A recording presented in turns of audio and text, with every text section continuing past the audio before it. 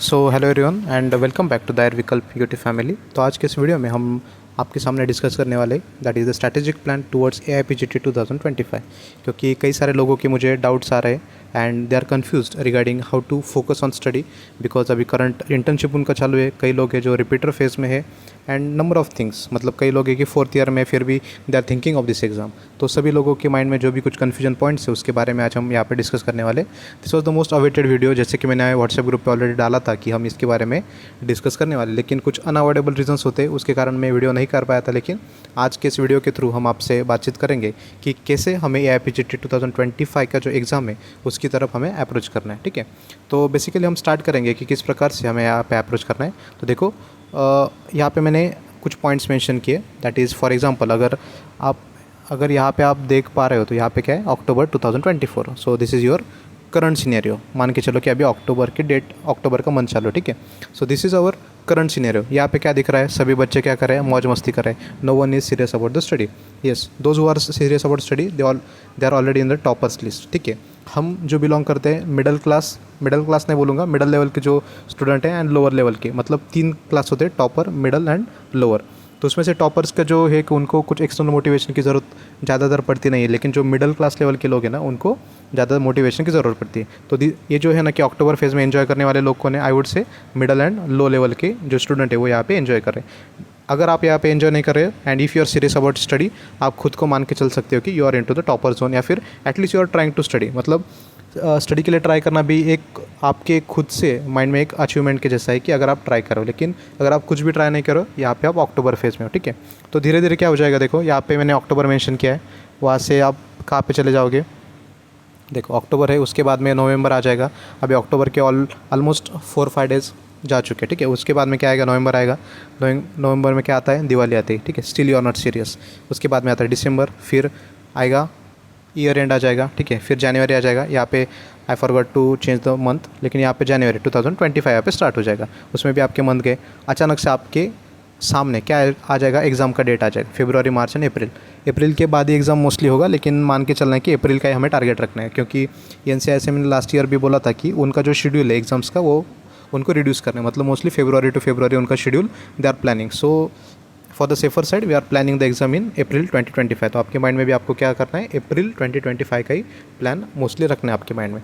तो मान के चलो कि अब यहाँ पे अक्टूबर में आप यहाँ पे खड़े हो और अक्टूबर से आगे आपको हमारे अप्रैल तक क्या क्या कुछ आपका प्लान होना चाहिए, इस प्रकार से हमें डिस्कस करना है। तो बेसिकली कई लोगों के माइंड में कुछ प्लान नहीं है, they are randomly studying, but I would say randomly study करके आपका कुछ भी फ़ायदा नहीं होने वाला।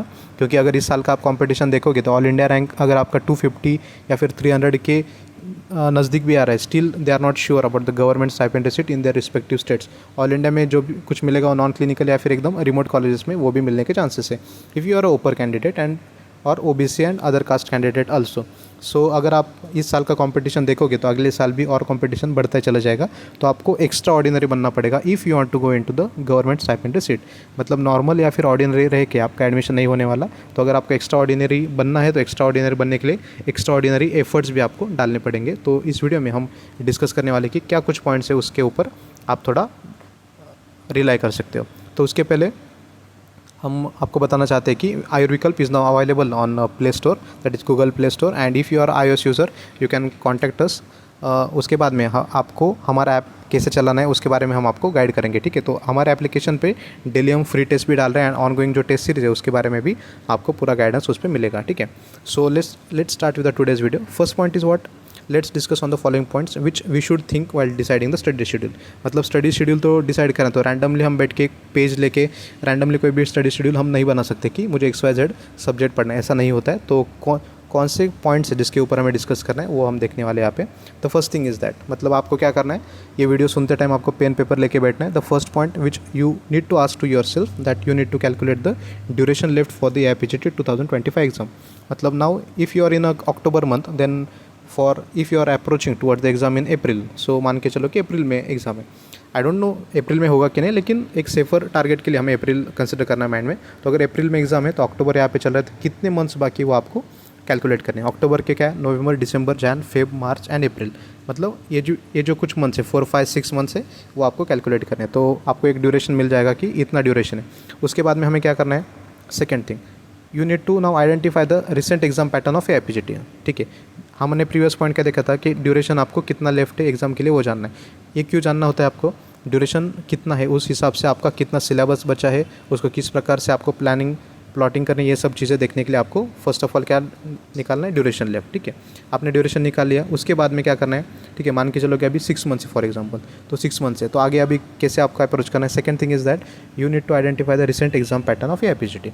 मतलब 6 मंथ्स तो आपके हाथ में है, लेकिन आपने अगर 2 साल का, लास्ट 2 ईयर्स का अगर आप AIPGT का पेपर देख रहे हो ना, तो उसमें थोड़ा ईजी पैटर्न आ रहा है। ठीक है, पिछले 3-4 साल्स में थोड़ा डिफिकल्ट आने लगा था, लेकिन फिर से अभी इजी पैटर्न आ गया है। मतलब एकदम सुपरफिशियली वो क्वेश्चंस पूछ रहे हैं। मतलब रिसेंट का ट्रेंड अगर उनका सुपरफिशियली क्वेश्चंस का है, तो इट्स नॉट नेसेसरी कि आप बहुत डीप में जाओ। ठीक है, अचानक से पूरा पैटर्न तो चेंज नहीं होगा। अगर लास्ट ईयर इजी तो इस साल थोड़ा मॉडरेट भी आ सकता है, लेकिन मोर और पैटर्न सेम ही रहता है रिसेंट वाले पेपर्स का। तो आपको वो भी आइडेंटिफाई करना है कि रिसेंट एग्जाम पैटर्न कैसा था। तो लास्ट 2-3 ईयर्स के आपको क्वेश्चन पेपर देखने हैं AIPGT के, एंड उस हिसाब से आपको इंप्लीमेंटेशन करना है। तो एग्जाम पैटर्न हम जैसे मैं आपको बता रहा हूँ कि लास्ट ईयर का एकदम सुपरफिशियल क्वेश्चन आए थे, and most of the weightage क्या था, संहिता पोर्शन पे वेटेज होता है। मतलब if they are asking 120 questions, तो उसमें से 70 to 80 questions are based on the Brihattrayi, that is Charak, Sushruta, Vagbhata, उसी के ऊपर ज़्यादा क्वेश्चंस आते हैं।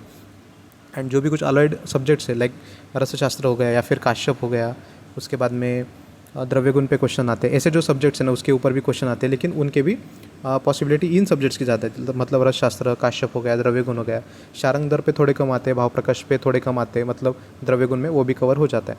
लेकिन हारित, भेल, ये सब सब्जेक्ट देखोगे तो उनका वेटेज थोड़ा कम होता है। उसके बाद में मॉडर्न के सब्जेक्ट्स का भी वेटेज बहुत कम होता है। मतलब 1-2 क्वेश्चन ऊपर आ सकते हैं, लाइक एनाटॉमी का एक आध आ गया या फिर नहीं आया, मतलब कुछ फिक्स नहीं उनका। एनाटॉमी आ गया, सर्जरी आ गया, ENT, मतलब ये जो मॉडर्न सब्जेक्ट्स है दैट्स नॉट मच श्योरिटी, उसके बारे में ज़्यादा नहीं सोचना है। So basically this video is all about the middle class जो पीपल है, हमारे स्टूडेंट्स के बारे में, कि अगर आपका स्टडी एवरेज लेवल का है तो आपको बेसिकली आपको क्या करना है कि एक सेफर स्कोर आपको लाना है फाइनल एग्जाम। तो उसके लिए आपको परफेक्ट क्या करना है, पहले तो आपका बृहत्त्रय वगैरह परफेक्ट करना है। ठीक है, सो इस प्रकार से हमने रिसेंट एग्जाम पैटर्न आइडेंटिफाई कर लिया। What next you need to identify the core areas where maximum questions are. Already हमने ये डिस्कस कर चुके हैं हम कि लास्ट ईयर के अगर आप पेपर देखोगे तो उससे आप आपको आइडिया आ जाएगा कि कौन से एरियाज ऐसे थे कि उसी पे क्वेश्चंस पूछे गए थे। तो यू विल रियलाइज़ कि हाँ, चरक संहिता को ज़्यादा वेटेज होता है, उसके बाद में सुश्रुत को होता है, एंड देन वाग्भट। मतलब चरक एंड सुश्रुत के कंपेरेटिव वाग्भट के थोड़े कम होते हैं, लेकिन इन तीनों सब्जेक्ट्स के मिला के ना आई वुड से कि 60-70% सिलेबस मोस्टली इसी पे होता है। तो फॉर एग्जांपल 120 में से 70 क्वेश्चंस आपके बृहत्त्रय पे आएंगे, उसके बाद में बाकी सब्जेक्ट्स का भी पूछेंगे। ठीक है, जैसे हमने डिस्कस किया था। तो अगर 120 में से अगर 70 क्वेश्चन चरक, सुश्रुत, वाग्भट में से आ रहे हैं, तो आपको स्टडी का शेड्यूल करते टाइम या फिर स्टडी टाइम टेबल बनाते टाइम उसको अलग से थोड़ा ज़्यादा वेटेज आपको देना बनता है पॉइंट, राइट। तो इस प्रकार से आप उसे भी प्लान कर सकते हो।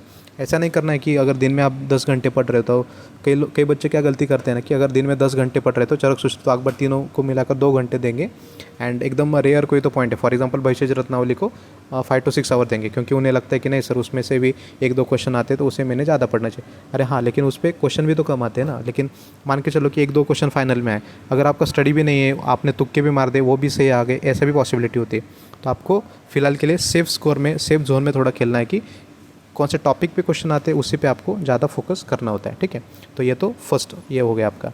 नेक्स्ट अब हमारा क्या है point, divide the syllabus according two marks weightage. ये भी सेम पॉइंट है, मार्क्स वेटेज के हिसाब से सिलेबस को डिवाइड करना। ये भी थोड़ा एक लास्ट ईयर का आप क्वेश्चन पेपर एनालाइज कर लोगे ना, तो आप खुद से भी ये निकाल सकते हो। ठीक है, सो फॉर एग्जांपल जैसे मैंने बताया कि बृहत्त्रय को 70 क्वेश्चन गए, प्लस माइनस हो सकता है, 19-20 का फ़र्क हो सकता है, लेकिन एक अप्रोक्सीमेट मैंने आपको बताया। ठीक है, चरक, सुश्रुत, वाग्भट आपने गए, फिर रसशास्त्र पे 7-8 क्वेश्चन आ सकते हैं, काश्यप पे उतने भी क्वेश्चन आते हैं, द्रव्यगुण पे 3-4 क्वेश्चन आप एक्सपेक्ट कर पाते हो।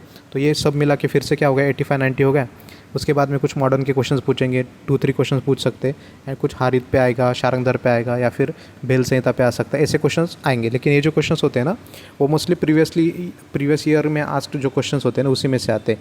ये जो मोस्ट हाई यील्डिंग क्वेश्चंस है वो तो हमारे टेस्ट सीरीज़ में भी हम आपको देते रहेंगे, तो उसके लिए कुछ अलग से आपको पढ़ने की ज़रूरत नहीं होती। तो मान के चलो कि 120 में से आपके 90 क्वेश्चंस भी सही आ गए, 90 × 4 कितना हो गया, 360। Still you are in the toppers rank. 360 मतलब ऑल इंडिया रैंक आपका 20-30 भी आ सकता है। मतलब 120 में से आपको 120 सही नहीं लाने, वो किसी के भी नहीं आने वाले। ऊपर के जो 30 क्वेश्चंस होते हैं वो अनएक्सपेक्टेड आते हैं।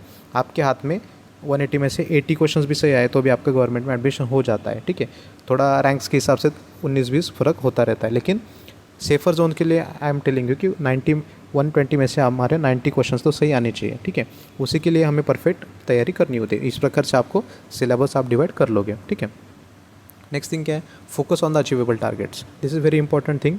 कई बार क्या होता है ना कि लोग मोटिवेशनल वीडियोस अगर सुनते हैं या फिर कई सारे किसी क्लासेस को अगर आप ब्लाइंडली फॉलो कर रहे हो तो उसमें भी वो बताते हैं कि आपको ये टारगेट है, आपको अचीव करना है। लेकिन आई वुड से कि हमें खुद की काबिलियत पे एक बार हमें डाउट नहीं करना चाहिए, बट खुद से एक बार आपको क्वेश्चन पूछना चाहिए कि क्या मैं ये कर सकता हूँ। क्योंकि कई बार क्या होता है कि आपकी स्टडी की कैपेसिटी उतनी नहीं होती and you are blindly following certain schedule, वो भी पॉसिबल नहीं है। क्योंकि कई सारे बच्चे ऐसे कि प्रिपरेशन जोन में अभी आ गए कि जिन्होंने यूजी में ज़्यादा कुछ स्टडी नहीं किया था संहिता का एंड डायरेक्टली वो इंटर्नशिप में अभी पढ़ रहे। तो अगर आप डायरेक्टली इंटर्नशिप में पढ़ रहे हो ना, तो आई वुड से कि आपको माइंड में थोड़ा ग्रैस्प करने के लिए आपको टाइम लगेगा, राइट। तो आई वुड से कि गो स्टेप बाय स्टेप। अभी भी आपके पास टाइम है। उसी के लिए मैं हमारे टेस्ट सीरीज जो भी कुछ है उसमें मैं जो शेड्यूल दे रहा हूँ ना, मोस्टली वो थोड़े मिडल लेवल के स्टूडेंट के लिए कि आपको बेसिक देना है।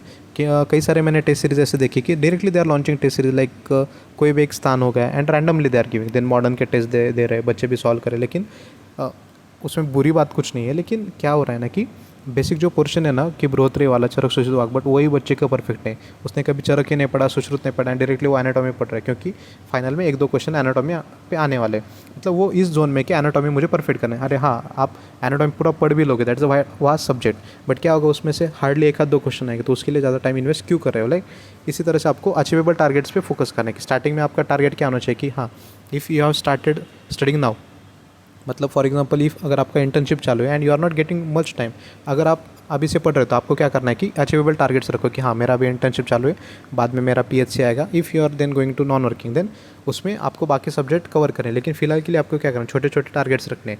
जैसे मैंने अभी मेजर टेस्ट 1 दिया था, अभी मेजर टेस्ट 2 में देने वाला हूँ। ये जो टारगेट्स है ना वो अचीवेबल करना है कि चरक सूत्र स्थान है फॉर एग्जाम्पल, उसके 4-5 अध्याय, देन सुश्रुत का कुछ हो गया या फिर चरक सिद्धि का हो गया, ऐसे मतलब just for example I am telling. And वो जो टारगेट है उसको अगर आप फॉलो करके आगे बढ़ोगे ना तो भी आपका स्कोर अच्छा आएगा। इस प्रकार से मुझे लगता है, ठीक है। तो फर्स्ट ऑफ ऑल आपके जो टारगेट्स है वो अचीवेबल भी होने चाहिए, ताकि छोटे छोटे टारगेट जब भी आप अचीव करोगे तो आपको एक पॉजिटिविटी की फीलिंग आएगी, ठीक है।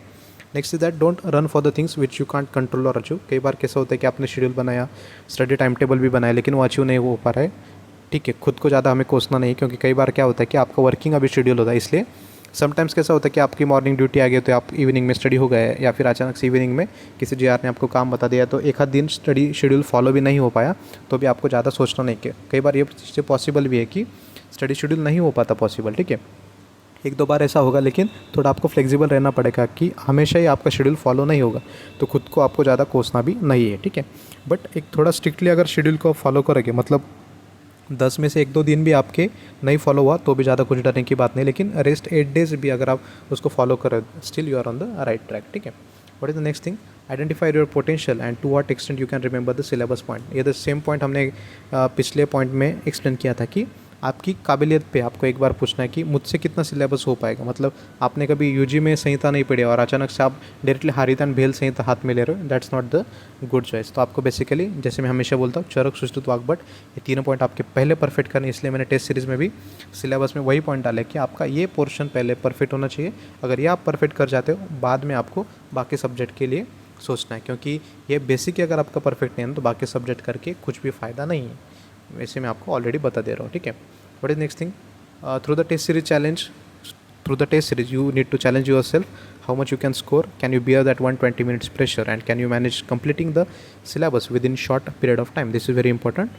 I'm not saying मेरा आप टेस्ट सीरीज ले लो, आप किसी भी क्लासेस का टेस्ट सीरीज ज्वाइन कर सकते हो, लेकिन अभी से आपको खुद को चैलेंज करना है कि 120 मिनट्स की आपको आदत डालनी है। 120 क्वेश्चंस एट अ टाइम आप सॉल्व कर पा रहे हो कि नहीं, आप 2 घंटे कंटिन्यूस बैठ रहे हो कि नहीं, ये आपको खुद को चैलेंज करना है। एंड उसके बाद में भी this is not only sitting challenge, लेकिन उस एग्ज़ाम में आप कितना रिमेंबर कर पा रहे हो, मतलब थोड़ा बड़ा सिलेबस अगर आपको दिया जाए तो क्या आप उसे बियर कर पा रहे हो, ये भी आपको खुद को चैलेंज करना है। एंड इफ़ अगर आप वो मान के चलो कि आपने 1-2 टेस्ट दिए and you are improving your score, मतलब आप हमारे ऐप सेक्शन पे आप खुद का परफॉर्मेंस भी ट्रैक कर पा रहे हो। फॉर एग्जांपल आपने मेजर टेस्ट 1 किया, फिर सेकंड किया, थर्ड किया, एट द एंड आप खुद का परफॉर्मेंस आपके प्रोफाइल सेक्शन में देख सकते हो कि फर्स्ट टेस्ट में आपको कितने मार्क थे, देन सेकंड में कितने इंप्रूव हुआ, थर्ड में कितना इंप्रूव हुआ, ये सभी चीज़ें आपको दिखेगी। तो उससे क्या होता है ना, आपका कॉन्फिडेंस बिल्ड होता है कि हाँ, फॉर एग्जांपल आपने अक्टूबर में स्टार्ट किया था, फिर आप दिसंबर में खुद को प्राउडली फील करोगे कि हाँ, मैंने इतने इतने टेस्ट सॉल्व किए थे, इतने टेस्ट सॉल्व करने के बाद में मेरा ये कॉन्फिडेंस ग्रो हुआ, मेरा ये स्कोर इंप्रूव हुआ है, and I am now able to remember the whole syllabus and I could revise my concept. अगर इतना भी आपका कॉन्फिडेंस आ गया ना, तो भी आप एग्ज़ाम में बहुत कुछ अच्छा कर जाओगे, क्योंकि मेन थिंग होती है कि आपके माइंडसेट का होता है, आपका कॉन्फिडेंस बहुत कुछ मैटर करता है इन चीज़ों पे, ठीक है। स्टडी कम भी हो लेकिन आपका पॉजिटिव माइंडसेट हो तो कई बार आपके क्वेश्चंस ऐसे ही सही आ जाते हैं। तो बेसिकली आपको टेस्ट सीरीज़ कोई भी शेड्यूल है वो फॉलो क्यों करना चाहिए, एक कॉन्फिडेंस बिल्ड होता है। एंड मैंने जो अभी टेस्ट सीरीज़ दिया है उसमें मैंने क्या किया कि चरक सुश्रुत वाग्भट के जो भी कुछ इंपॉर्टेंट चैप्टर्स है उसको मैंने ट्राई किया है कि ये आने वाले 2-3 महीने में मुझे वो कवर करने, ताकि एट द एंड ऑफ, मतलब मान के चलो कि दिसंबर तक आपका बृहत्तर परफेक्ट हो जाएगा। तो आपको इतना एक कॉन्फिडेंस आ जाएगा कि पेपर कितना भी डिफिकल्ट आए लेकिन 70 क्वेश्चंस, 120 में 70 क्वेश्चंस तो मेरे परफेक्ट है। 70 questions multiplied by 4 that is 280 marks तो आपके हाथ में है। एंड उसके ऊपर अगर आप एक्स्ट्रा एफर्ट लेना चाह रहे हो तब तक आपका कॉलेज का इंटर्नशिप हो जाएगा या फिर सिविल ड्यूटी हो जाएगा। एंड एंड में अगर आपका PHC वगैरह कुछ आ जाए, नॉन वर्किंग आ जाए, तो आप एक्स्ट्रा सब्जेक्ट के बारे में भी पढ़ सकते हो, ठीक है। This is the schedule I want to plan for you, ठीक है। ये हमने डिस्कस किया। और हमारा जो टेस्ट सीरीज़ का शेड्यूल है ऑलरेडी मैं अभी आपको एक लिंक डाल दूंगा डिस्क्रिप्शन बॉक्स में, हमारा ऐप का लिंक है। वो ऐप के कोर्स सेक्शन में जाके आप शेड्यूल फ्री में आप शेड्यूल देख सकते हो कैसा शेड्यूल है। अगर आपको मोर डिटेल्स चाहिए तो आप मेरे व्हाट्सएप को भी मुझे मैसेज कर सकते हो, ठीक है। नेक्स्ट पॉइंट हमारा क्या है, what are the common mistakes which average student commit. कई बार होता है कि कोई भी एवरेज स्टूडेंट हो उससे ये गलतियाँ हो जाती है। क्या गलती कर बैठता है वो कि irrelevant reading of topics, very important. यहाँ पे अब आपको कॉन्सेंट्रेट करना है कि क्या गलती बच्चे करते हैं, ठीक है। First thing is that irrelevant reading of topics. एक मिनट, नाउ देखो, first mistake is what, irrelevant reading of topic. मतलब वो बच्चा कुछ भी पढ़ता रहता है, मतलब उसके फ्रेंड ने लाइब्रेरी में देखा कि वो काश्यप पढ़ रहा है तो ये भी काश्यप पढ़ेगा, किसी और फ्रेंड को देखा कि शारंगधर पढ़ रहा है वो शारंगधर पढ़ेगा, या फिर टेलीग्राम पे कोई क्वेश्चन सॉल्व कर रहा था, अचानक से उसे लगा कि शारंगधर का मेरा एक क्वेश्चन गलत हो गया, मुझे अभी शारंगधर पढ़ना है, तो 2-3 दिन वो शारंगधर लेके बैठा। This is not the way to study anything, right. तो इररिलेवेंट रीडिंग ऑफ टॉपिक इसे कहते हैं, that is the wrong thing you need to do, okay. Next is what, no proper schedule of study. आप कितना भी पढ़ो, कई लोग क्या करते हैं ना कि कोई भी शेड्यूल नहीं होता, कोई भी टारगेट नहीं, मतलब जैसे घोड़ा दौड़ता है लेकिन उसके सामने अगर कुछ टारगेट नहीं तो इररिलेवेंट वो कहाँ पे भी भागेगा, ऐसा आपको नहीं करना है। You don't need to be the blind study, ठीक है। थोड़ा स्मार्ट स्टडी, स्मार्ट वर्क करना होता है, उसके लिए आपको एक प्रॉपर स्टडी शेड्यूल होना चाहिए और टेस्ट सीरीज़ के थ्रू वो शेड्यूल आपके सामने आ जाता है। तो it's very important to join any of the test series. I am not saying I Vikalp का ही लगाओ, लेकिन if you have faith in us you can join our also, but you need to have the proper study schedule, you need to have the proper test schedule I would say. And test series के through 120 questions की आपको आदत डालनी है, chapter wise practice test की भी आपको आदत डालनी है, सो दैट आप खुद से इंप्रूव कर पाओगे, ठीक है। तो कई बार कैसा होता है कि आपने एक चैप्टर एकदम अच्छे से पढ़ा लेकिन अगर आपने उसके MCQ सॉल्व नहीं किया तो आपको कॉन्फिडेंस नहीं आता। फाइनल एग्जाम में कॉन्फिडेंस आने के लिए MCQ is the most important. कि आपके कौन से भी सीनियर से बात कर लो, सीनियर आपको यही गाइडेंस देंगे कि maximum MCQ solving is the ultimate key to crack any of the competitive exam, ठीक है। Next thing is that not identifying one's potential. कई सारे लोग कैपेबल होते हैं लेकिन खुद के पोटेंशियल को नहीं जान पाते, कि this is the very important point, क्योंकि हर एक में पोटेंशियल है। Everyone has the same IQ level, but it depends on your consistency and your efforts pattern. आप कितना एफर्ट ले पा रहे हो, या आपका फेथ रखने का कैसा है। कई सारे लोग होते हैं कि हर एक चीज़ में निगेटिविटी उनको ढूंढनी होती है, ऐसा नहीं करना है। आपकी पॉजिटिव माइंडसेट ही आपका बहुत इंपॉर्टेंट है। किसी भी चीज़ में अगर आप अच्छी तरह से फेथ रखोगे तो ऑब्वियसली सक्सेस आपके हाथ में आना ही आना है, ठीक है। This very important. तो खुद के पोटेंशियल को आपको जानना है। एंड आई वुड से कि हमारा एक डेमो टेस्ट मैंने आपके लिए डाला है, आप डेमो टेस्ट को सॉल्व कर पा रहे हो। अगर आपको अच्छा लगता है तो आप फुल टेस्ट सीरीज़ भी परचेज कर सकते हो। Next is what, following any one study schedule which is not suitable for you. I would से कि जैसे आयुर्वेद में बताया गया है ना कि पुरुषम पुरुषम विक्षम, उसी प्रकार से कि हर एक आदमी है ना, हर एक से अलग होता है, मतलब हर एक पुरुष पुरुष से अलग अलग है, राइट। मतलब everyone is different in every sense. तो आपको क्या करना है कि उसका स्टडी शेड्यूल अलग से हो सकता है, आपका अलग हो सकता है, क्योंकि कई सारे लोगों को आदत होती है कि 10-10 घंटे बस बैठ सकते हैं एट अ टाइम, लेकिन कई सारे लोग हैं कि 2 घंटे में बोर हो जाते हैं, कई सारे लोग हैं कि 1-2 घंटे भी नहीं बैठ पाते। तो हर एक का स्टडी शेड्यूल अलग हो सकता है। स्टडी शेड्यूल के से आई वुड से कि स्टडी आवर्स चेंज हो जाएंगे, स्टडी का टाइम टेबल अलग हो जाएगा। हमारा टेस्ट शेड्यूल तो सेम रहेगा, लेकिन कैसे पढ़ना है वो आपके ऊपर है। हर एक का खुद का स्टडी टाइम टेबल आपको बनाना पड़ेगा, ठीक है। Next is what is the next mistake, not solving the test regularly. आप रैंडमली कुछ भी पढ़े जा रहे हो, ऐसा बिल्कुल भी नहीं करना है। आपको रेगुलरली टेस्ट सॉल्व करना है। आपने कोई भी क्लासेस ज्वाइन की है लेकिन अलग आपको थोड़े क्वेश्चंस, कई बार क्या होता है ना कि एक सिंगल क्लासेस को अगर आप ज्वाइन करते हो तो उसके कारण क्या होता है ना, वो ऑडियो विजुअल मेमोरी आपकी बैठ जाती है, मतलब पिक्टोरियल फॉर्मेट हो जाता है, वो सेम क्वेश्चंस आपको सॉल्व करने की आदत हो जाती है। और अचानक जब आप फाइनल एग्जाम में जाते हो वो अलग विंडो आपके सामने दिखता है तो आपका कॉन्फिडेंस थोड़ा लो हो जाता है। तो आई वुड से कि एक दो अलग अलग क्लासेस के भी आप test series, at least test series join करके रखो, ताकि आपको एक थोड़ा कॉन्फिडेंस आएगा कि अचानक से नया विंडो भी आपके सामने आया तो भी आप डर नहीं जाओगे। ठीक है, this is the experience from number of seniors and number of colleagues also, क्योंकि उनका मानना है कि एक पर्टिकुलर क्लासेस का क्या होता है ना कि वो पिक्टोरियल मेमोरी हो जाती है, तो अलग से अचानक से नया विंडो सामने आए तो हमारा जो कॉन्सेप्ट क्लियर है वो भी हम थोड़ा कन्फ्यूज़ कर बैठते हैं, तो इसके लिए भी आपको टेस्ट सीरीज हेल्प करता है। Next is that lack of revision. तो कई बार बच्चे पढ़ते रहते लेकिन रिविजन नहीं करते, तो this is also one of the fault which every student commit. तो आपको स्टडी के साथ साथ रिविजन शेड्यूल भी बनाने होते हैं। Next is week Samhita section, क्योंकि कई सारे लोग संहिता को ही परफेक्ट नहीं करते, उसको ज़्यादा वेटेज ऑफ मार्क्स है, तो आई वुड से कि संहिता पोर्शन आपको परफेक्ट करना है, उसको वीक नहीं रखना है। Next is that no tricks making during the study, because randomly study करना is this not everything, you also need a very important tricks. जैसे कि मैं हमारे यूट्यूब पर चैनल पे भी ट्रिक्स डालते रहता हूँ, आपने ऑब्वियसली देखे होंगे, अगर नहीं देखे, if you are new to our channel you can go through our playlist and also check our all the tricks video. अभी ये जो टेस्ट सीरीज़ है उसके बारे में भी आई एम प्लानिंग दैट हर एक आपका जो मेजर टेस्ट है उसे I would post some audios and videos also regarding how we should plan to that particular study schedule.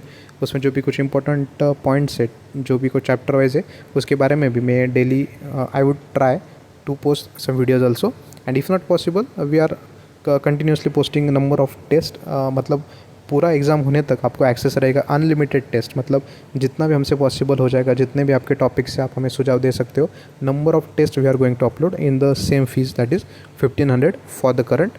आने वाले 1-2 मंथ में उसका प्राइस ऑब्वियसली बढ़ जाएगा, तो if you are interested recently आपको उसको परचेस करना है। ठीक है, so this was the point. Next thing is that अभी ये जो टेस्ट सीरीज़ है वो आपको कहाँ पे मिलेगा, इफ़ यू आर इंटरेस्टेड हमारे डिस्क्रिप्शन बॉक्स में मैंने टेस्ट सीरीज़ का लिंक डाला हुआ है। So if you are interested आप मुझे व्हाट्सअप भी कर सकते हो, ताकि ये डिटेल स्टडी शेड्यूल मैं आप तक पहुंचा सकूँगा। It's not only the for the purpose that आपको टेस्ट सीरीज ज्वाइन करना है, even if you are not joining this test series that is good, but you just need to follow any of the classes schedule. कोई भी आपकी classes हो लेकिन उनका schedule आपको फॉलो करना है ताकि आपका ग्रोथ हो जाए। ठीक है।